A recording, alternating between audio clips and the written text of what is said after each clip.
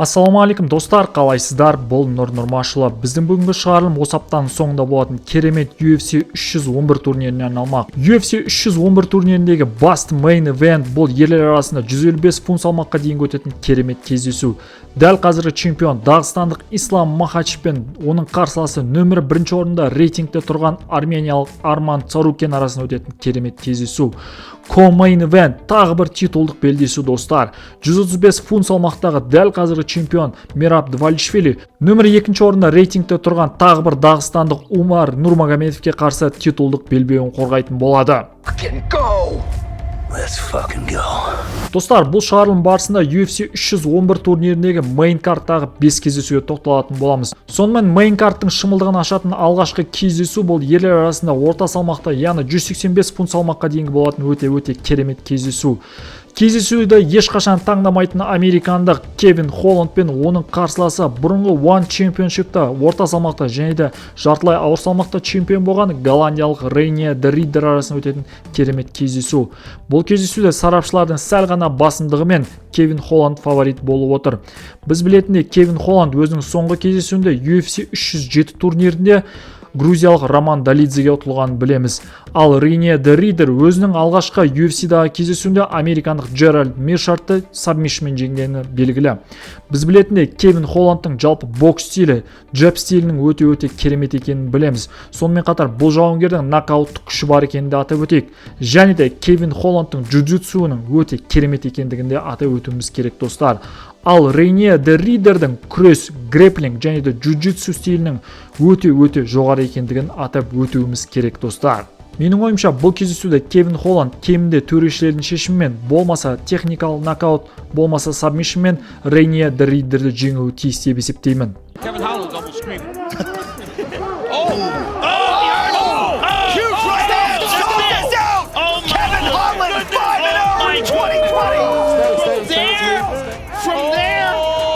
Одан кейінгі біздің тоқталатын кездесу ерлер арасында 155 фунт салмаққа дейін өтетін тартысты кездесу. Нөмірі 9 орында тұрған американдық Бениил Дариуш пен оның қарсыласы нөмірі 10 орында тұрған бразилиялық Ренато Мойкано арасында өтетін өте қызық кездесу. Бұл кездесуде сарапшылардың сәл ғана басымдығымен бразилиялық Ренато Мойкано фаворит болып отыр. Біз білетіндей Бениил Дариуш өзінің соңғы кездесуін бір жылдан аса уақыт бұрын, яғни 2023 жылдың соңында желтоқсан айында UFC Остинда өткен Fight Night'тың басты кешінде армениялық Арман Царукенге ұтылғанын білеміз. Ал Ренато Мойкано өзінің соңғы кездесуін өткен жылдың қыркүйек айының соңында UFC Парижде өткен Fight Night'та француздық Бенуа Сен-Дениді техникалық нокаутпен жеңгенін білеміз достар. Біз білетіндей Бениил Дариуштың жалпы нокауттық күші бар жауынгер екенін білеміз. Сонымен қатар бұл жауынгердің күрес стилінің де жоғары екендігін атап өтуіміз керек. Ал Ренато Мойканоның грэпплинг стилі, джиу-джитсу стилі, кей кездері тіпті бокс стилінде өте жоғары екендігін де атап өтейік достар. Менің ойымша бұл кездесуде бразилиялық Ренато Мойкано өзінің жеңіс жолын одан ары жалғастырып, Бениил Дариушты техникалық нокаутпен болмаса сабмишнмен жеңіске жетуі тиіс деп есептеймін.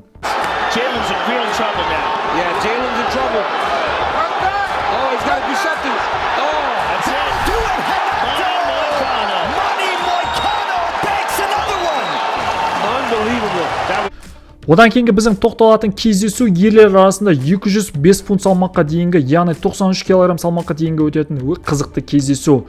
Бұрынғы қос чемпион нөмірі 2 орында тұрған чехиялық Ири Прохаска мен нөмірі 3 орында тұрған американдық Джамал Хилл арасында өтетін керемет кездесу. Біз білетіндей бұл жауынгерлер бұрын кездесуі керек болатын. Бірақ та қос жауынгердің кезек жарақат алуларына байланысты бұл кездесу болмай қалған болатын. Сарапшылардың пікірі бойынша сәл ғана басымдықпен Ири Прохаска бұл кездесуде фаворит болып отыр. Ири Прохасканың біз білетіндей бокс стилінің өте жоғары екендігін, сонымен қатар өзіне тән өте ерекше стильмен қарсыластарының барлығын уақытынан бұрын жеңіп жүргенін білеміз.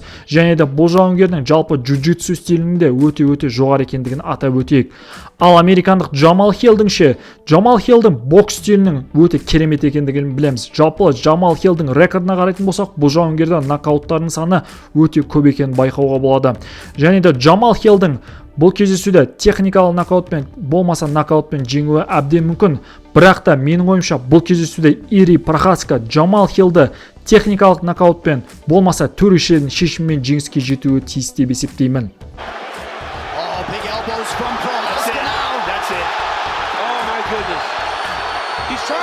He's trying to get up with it. That'll do it. How about the rally tonight? The Czech Republic Yuri Prochazka. Біз білетіндей қос жауынгерді өзінің соңғы кездесулерінде осы салмақтағы дәл қазіргі чемпион UFC-дің супер жұлдызы Алекс Перейраға жеңілгенін білеміз. Біз білетіндей Ири Прохаска Алекс Перейраға UFC 303 турнирінде рематчта жеңілген болатын, ал Джамал Хилл өзінің соңғы кездесуін UFC 300 турнирінде тағы сол Алекс Перейраға нокаутпен жеңілгенін білеміз, достар. Одан кейінгі біздің тоқталатын кездесу бұл ерлер арасында 61 кг салмаққа дейінгі өтетін титулдық белдесу. Дәл қазіргі чемпион грузиялық Мераб Двалишвили мен оның қарсыласы нөмірі 2-ші орында тұрған дағыстандық Умар Нурмагомедов арасында өтетін керемет кездесу. Бұл кездесуде сарапшылардың көбісі дерлік дағыстандық Умар Нурмагомедовты фаворит ретінде көріп отыр. Біз білетіндей Мераб Двалишвили өзінің соңғы кездесуінде UFC 306 турнирінде сол уақыттағы чемпион Шон О'Мэллиді төрешілердің 5 раундтық шешімімен жеңіске жеткен білеміз. Ал Умар Нурмагомедов өзінің соңғы кездесуінде өткен жылдың тамыз айында өткен Абу-Дабидегі Fight Night'та сол уақыттағы нөмір 2-ші орында тұрған американдық Кори Сенхагенді 5 раундтық қорытындысы бойынша төрешілердің шешімімен жеңіске жеткен білеміз, достар. Біз білетіндей, Дағыстандық Умар Нурмагомедовтың жалпы тік тұрып соғысуының өте жоғары екендігін атап өтуіміз керек. Және де бұл жауынгердің жалпы бокс тасу стилінің өте жоғары екендігін атап өтейік.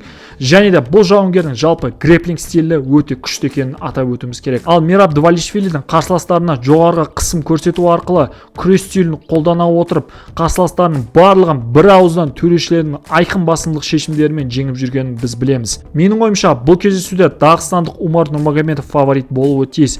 Өйткені егерде Умар Нурмагомедов бұл кездесу барысында Мераб Двалишвилиді өзіне жақындатпай, бокс стилін, сонымен қатар бокс стиліндегі джебтарын өте керемет қолдана білетін болса, Умар Нурмагомедов Мераб Двалишвилиді төрешілердің шешімімен жеңіске жетуі тиіс деп ойлаймын. Busy with the kicks are both of these guys so far. Oh my goodness! How about that? An explosion and a knockout for Umar Nurmagomedov. Одан кейінгі біздің тоқталатын кездесу UFC 311 турниріндегі басты кездесу. Дәл қазіргі чемпион Дағыстандық Ислам Махачев пен оның қарсыласы нөмір 1-ші орында рейтингте тұрған Арман Царукян арасында өтетін кездесу. Бұл кездесуде сарапшылардың көбісі дерлік дәл қазіргі чемпион Ислам Махачевтің титулдық белбеуін қорғап қалатынына сенеді. Біз білетіндей, Ислам Махачев өзінің соңғы кездесуінде UFC 302 турнирінде Дастин Порьені 5-ші раундта сабмишнмен жеңгенін білеміз. Ал армениялық Арман Царукян өзінің соңғы кездесуінде өткен жылдың сәуір айында өткен UFC 300 турнирінде бұрынғы чемпион бразилиялық Чарльз Оливейраны төрешілердің шешімімен жеңгенін білеміз. Біз білетіндей, Дағыстандық Ислам Махачев техникалық тұрғыдан барлық жағынан керемет дамыған жауынгер екенін білеміз. Бұл жауынгердің бокс стилі, муайтай стилі, самбо, джуджитсу, күрес стилінің өте жоғары екендігін атап өтейік. Сонымен қатар Арман Царукянның да техникалық жағынан өте керемет дамыған жауынгер деп айтар едім. Өйткені бұл жауынгердің жалпы джуджитсу стилінің де алға қарай дамығандығын Чарльз Оливейрамен кездесу барысында байқаған болатынбыз. Және де Арман Царукянның сонымен қатар нокауттық керемет күші бар екенін атап өтеміз. Бұл дегеніміз, бұл жауынгердің жалпы бокс стилінің де өте жоғары екендігін көрсетеді. Және де Арман Царукянның карате, сонымен қатар самбо стиліндегі, күрес стиліндегі төбелес стильдерін көріп жүрміз, достар. Менің ойымша, бұл кездесуде Ислам Махачев өзінің титулдық белбеуін қорғап қалуы тиіс. Менің ойымша, бұл кездесу техникалық нокаутпен болмаса сабмишнмен Ислам Махачевтің пайдасына шешілуі керек деп ойлаймын.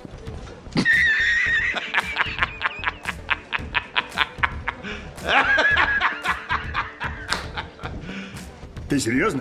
Ал сіздерші, достар, аталған кездесулер бойынша Ислам Махачев пен Арман Царукян, Мераб Двалишвили мен Умар Нурмагомедов, Ири Прохаска мен Джамал Хилл, Кевин Холланд пен Рейниер де Риддер, сонымен қатар Бенил Даригуш пен Ренато Мойкано арасындағы кездесулер бойынша ойларыңыз қандай? Міндетті түрде комментарийға жаза кетіңіздер. Бастысы каналға жазылып, лайк басып, комментарий қалдыруды ұмытпаңыздар, достар.